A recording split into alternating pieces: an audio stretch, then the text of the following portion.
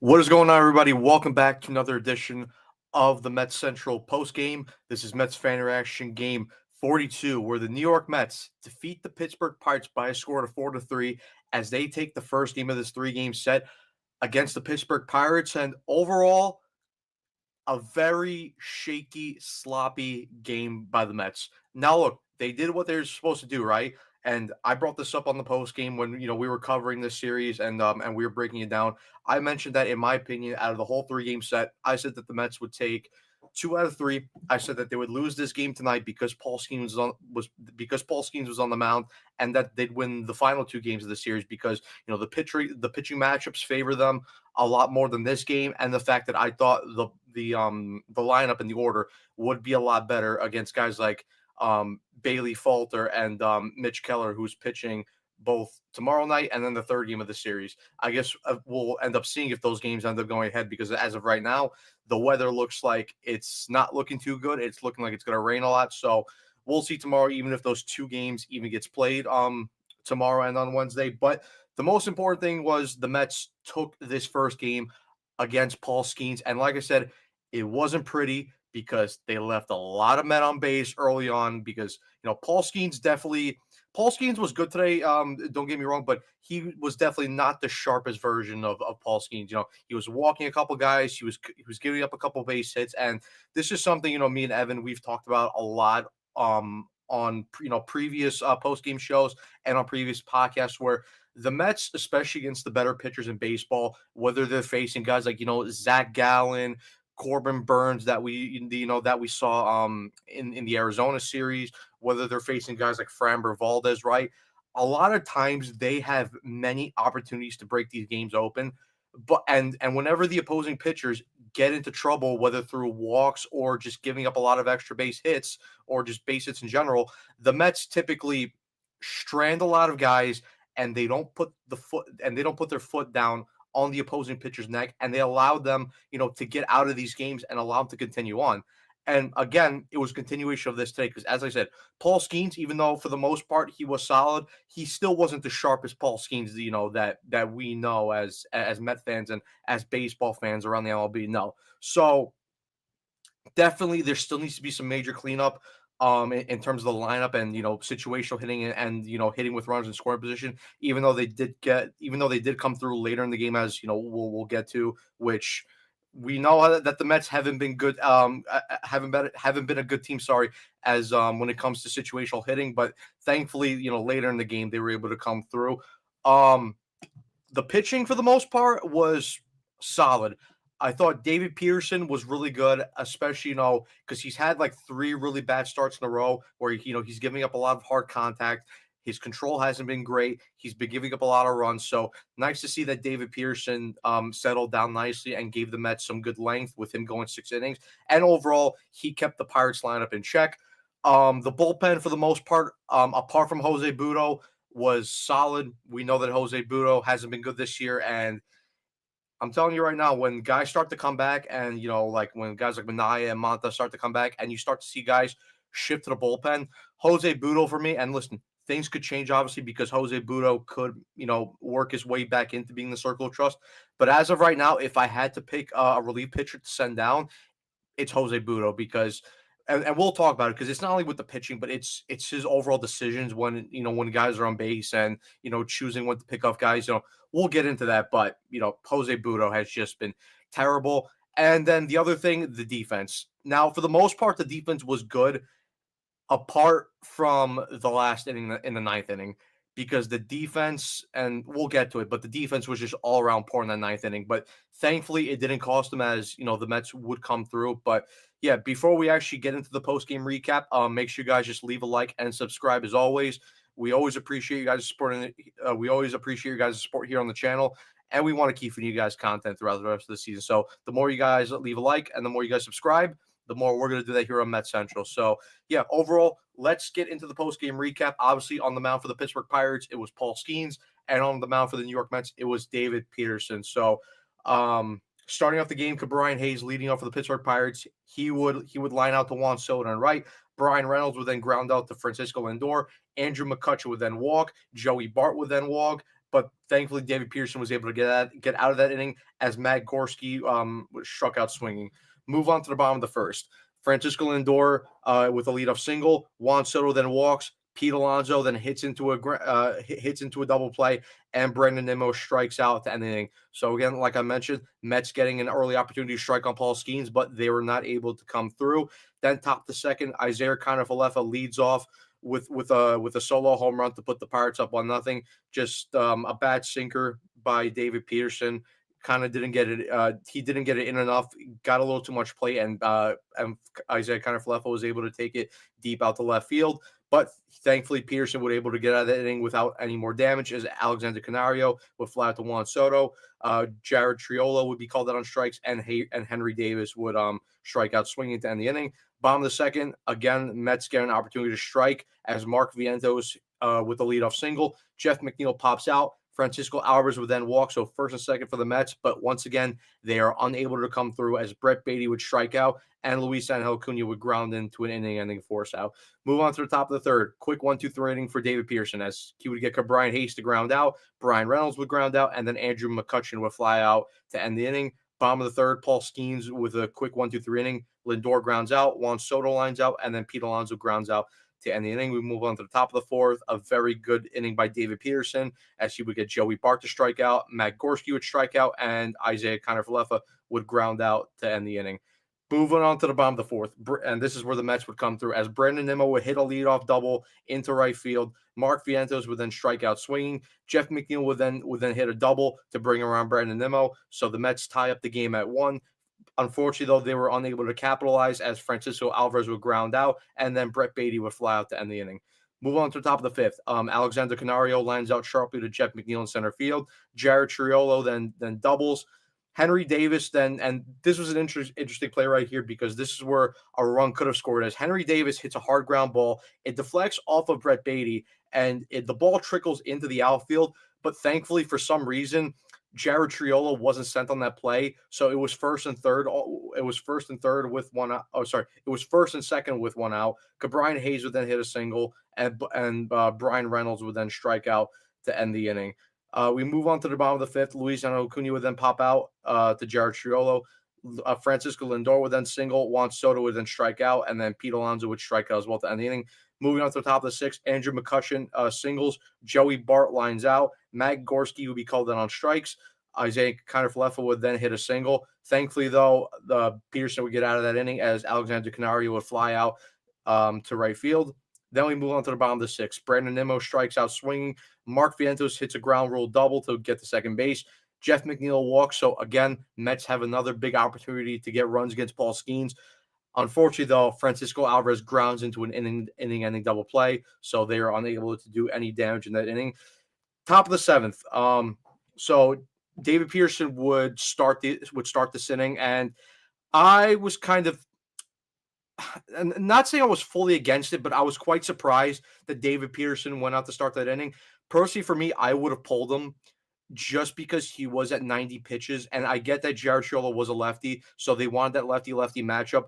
But because we know David Peterson kind of struggles a little bit as, he starts to go around the order a second and third time, I figured that it would have been the perfect time to pull David Peterson and then get the bullpen in, especially with the guy who they brought in to replace David Peterson because, and before we get to that, so obviously Peterson walks Triolo, he comes out, Jose Budo comes in, and as we have David Peterson's final line today, six innings pitched, 5 hits, 2 runs, 3 walks, 7 Ks, 1 home run allowed. That would obviously be the one that Isaiah Kiner-Falefa. That lowers his season ERA down to a 3.05. And overall, like I said, for me, I thought David Peterson was fine.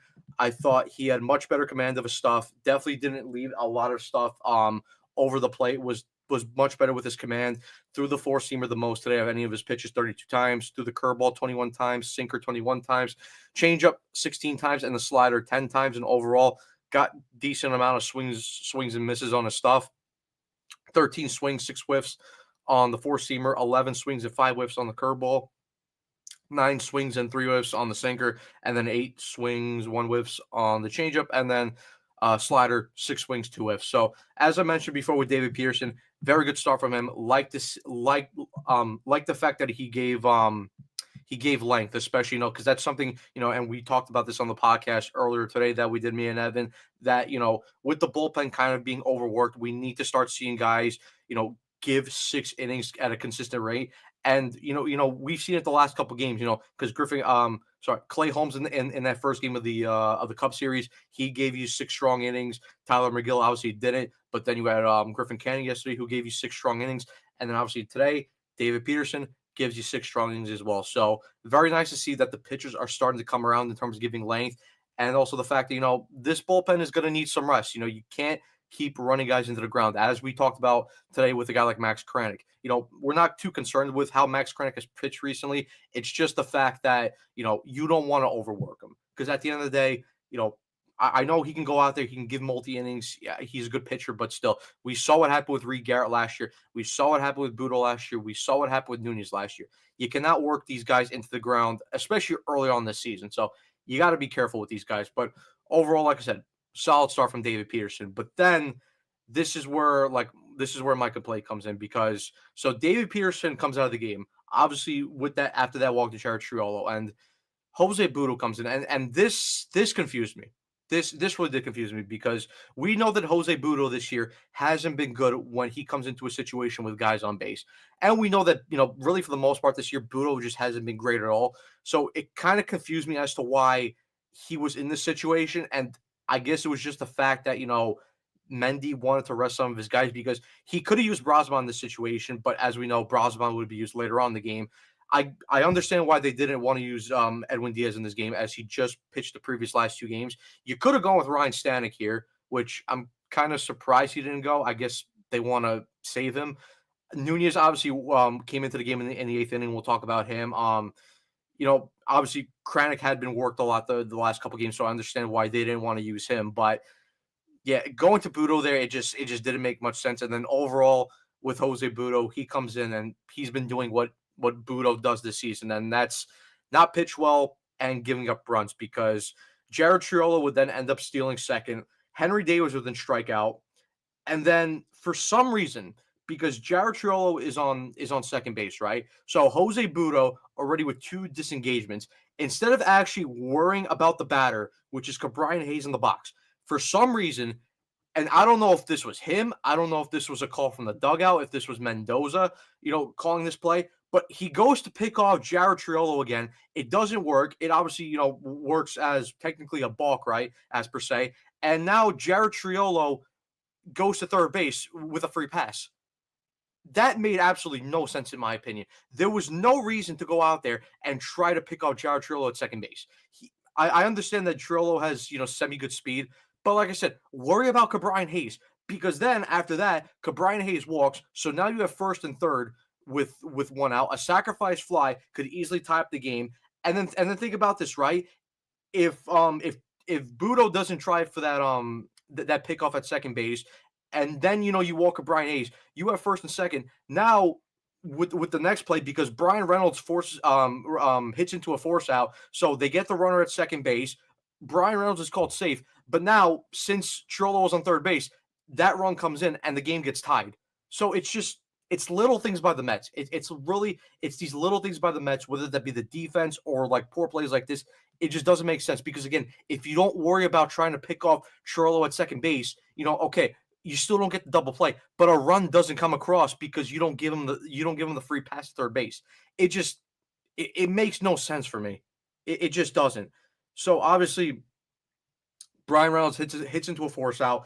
Pirates take a 2-1 lead. Andrew McCutchen thankfully grounds into he hits into a force out to end that inning. So thankfully there's no more damage on that inning. But once again for me, Jose Budo has just been terrible. He's been terrible, and I think for now, like I said, he could turn around, but as of right now, if I had to pick a guy to send down to AAA, it's easily Jose Budo, because he is just unreliable right now, and you can't have it in this bullpen. So bottom of the 7th, Caleb Ferguson comes in to replace Paul Skeens. Offensive substitution by the Mets, as Tyrone Taylor comes in to replace Brett Beatty as a pinch hitter. Tyrone Taylor is hit by a pitch.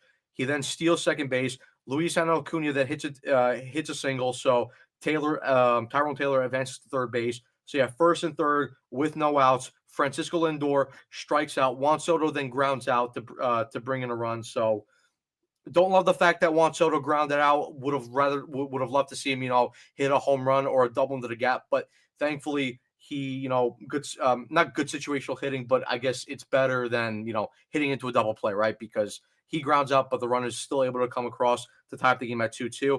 Colin Holderman then comes in to replace Caleb Ferguson, and then Pete Alonso comes up to the plate.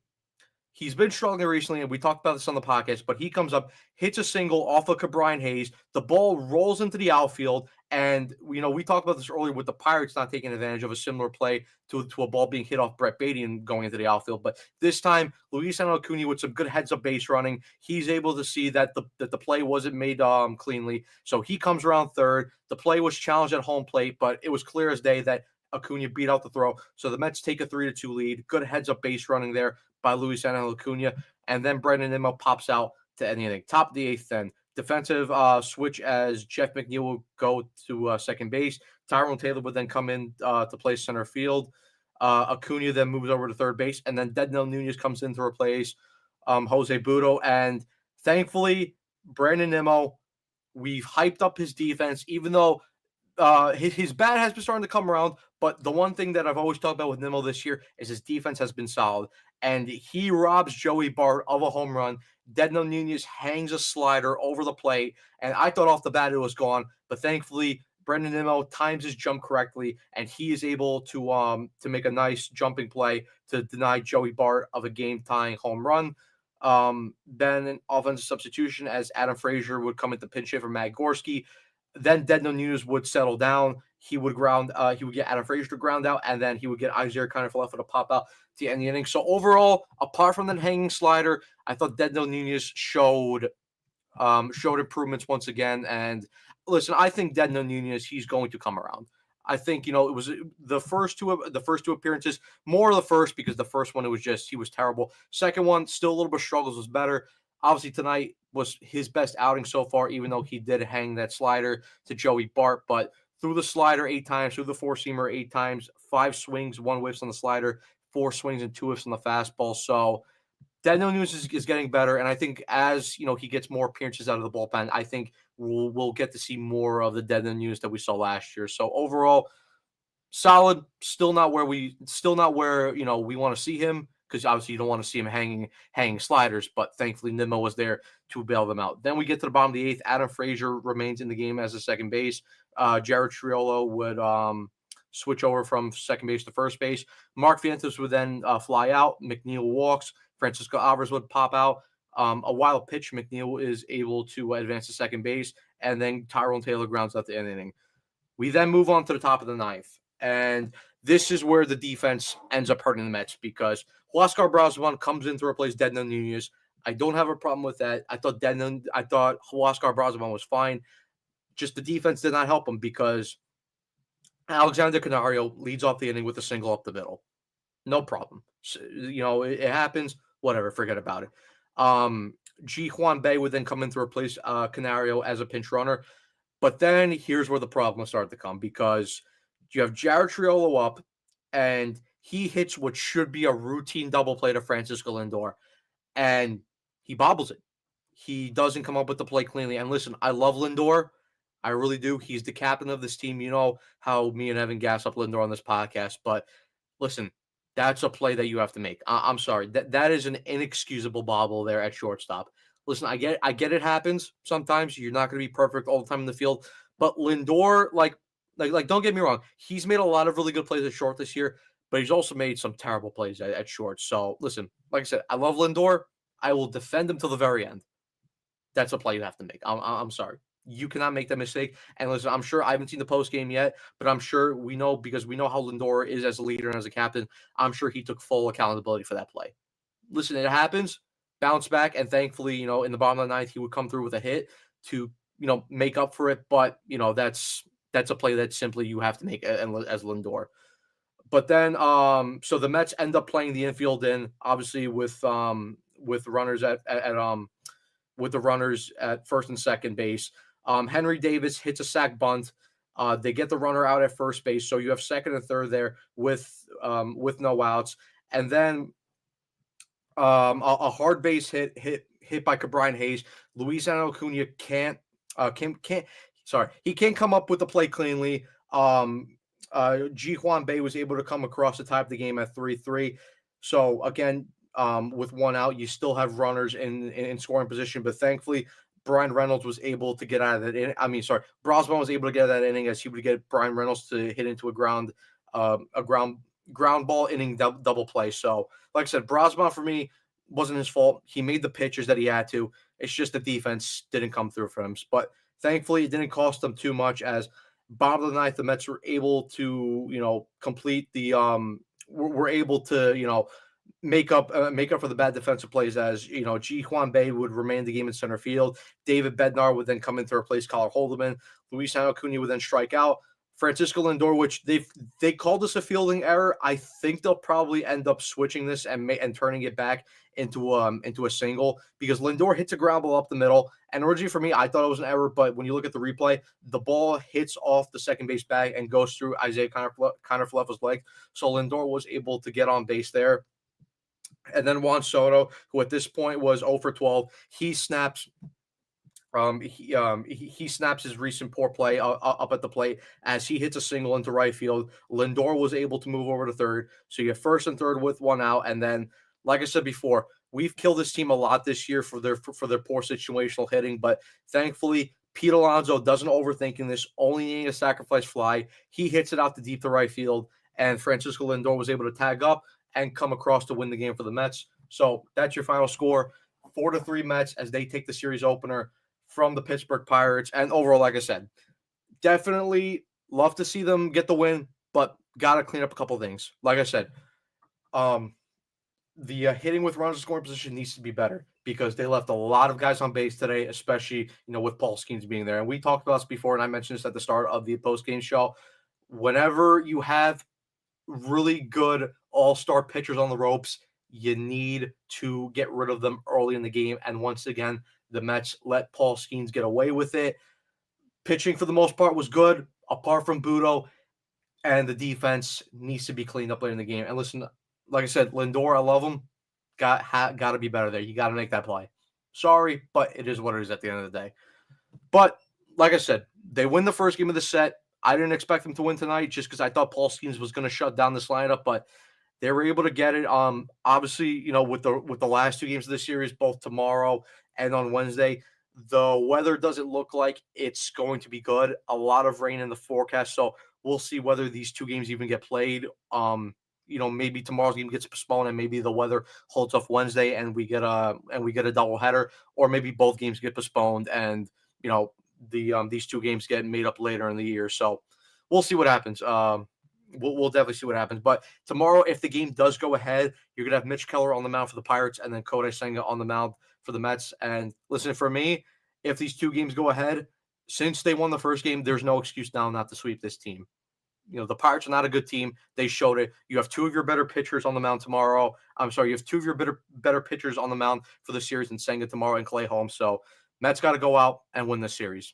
And plus, you're not facing the caliber of a pitcher as a Paul Skeens. So there's no reason why this lineup can't go out against both Mitch Keller and Bailey Falter and light them up and put up runs on the board to sweep the series. But before we get out of here, guys, let me just go through the chat.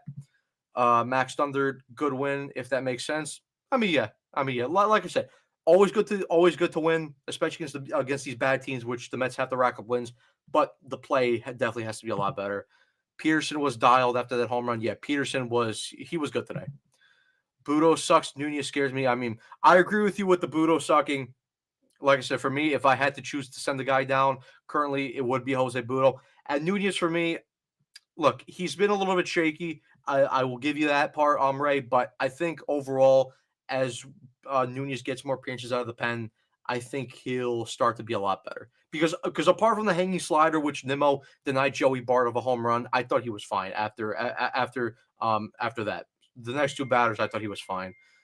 Max Thunder, the stuff is definitely still there for Nunez, just a matter of being consistent. Yeah, it's like I said, I think as he gets more appearances, he'll start to get that consistency. I think he'll start to get more of a feel for stuff. I think Nunez will be fine. Game shorts for you. Glad another W. Juan Soto had the big hit when he needed it the most, so good for him. Tough top of the ninth, but all is forgotten. I mean, yeah. Listen, definitely when you win a game, it's definitely easier to forget about that kind of stuff. But still, the defense has to be cleaned up there. And listen, I think Lindor's gonna, Lindor's not a bad fielder, but we can all be honest with ourselves that Lindor, like I said, he's made a lot of good plays in the field so far, but he's made a lot of shaky plays also in the field so far this year. But I think Lindor's fine. We all know Francisco Lindor's an MVP uh, caliber type player. Just you got to be better there. That's all that it is. I get Bednar wasn't expecting Soto to ambush his first pitch. Great approach by Soto to get that big hit in the ninth. And yeah, and listen, we all talk about that Soto really hasn't gotten that big hit yet as a Met. But listen, he didn't drive in the winning run, but it was a big hit that he was able to get that ball into the outfield, into right field, to get Lindor from first to third, and to put the Mets in a position where all Pete Alonso had to do was hit a sacrifice fly to win that game. So overall, good hitting there by Juan Soto, and it was nice to see him, especially break that over 12 slump that he was in. Dave, what's up, Matt? What's up, Dave? Good to see you. Game shorts for you. Play the Bucks a lot. They'll probably lose a few here and there to them, but minimum take the series. I mean, listen, like I said, obviously the main goal is to just take the series and win every series. But with the fact that they beat Paul Skeens on the mound today, you got to sweep, in my opinion, because you got to beat up on these. You got to beat up on these bad teams. And we know in a couple weeks the Mets are going to have back-to-back series, both against the Rockies and the White Sox at Citi Field. That's a stretch where the Mets have to take advantage and go 6-0. You got to beat up on the bad teams. And baseball side, glad to see the Canes absolute dog on the Cavs. Have a lot of respect for the Canes, such a good team, and the Cavs are total frauds. Yeah. I mean, I know we're gonna get back to baseball talk soon, but yeah, for me, I had the Canes winning that series in 5, and right now they're up 3-1. I fully expect them to end that series either in Game 5 or in Game 6 if that series goes back to Raleigh. But also, on the other hand, besides hockey talk, a good night also for New York sports in general, as the Knicks beat the Celtics in Game 4, so they take a 3-1 series lead, and now they're a game away from the Eastern Conference Finals. So all around, good night for New York sports. Death, taxes, and leaving runners on base. The Mets MO. Yup, Dave. You basically summed that up perfectly. That's something that's got to be improved upon. Max Thunder need to sweep the series 100%, as I said. Raul, let's go, let's go Mets, World Series champs 2025. Hopefully. Listen, this is only game 42.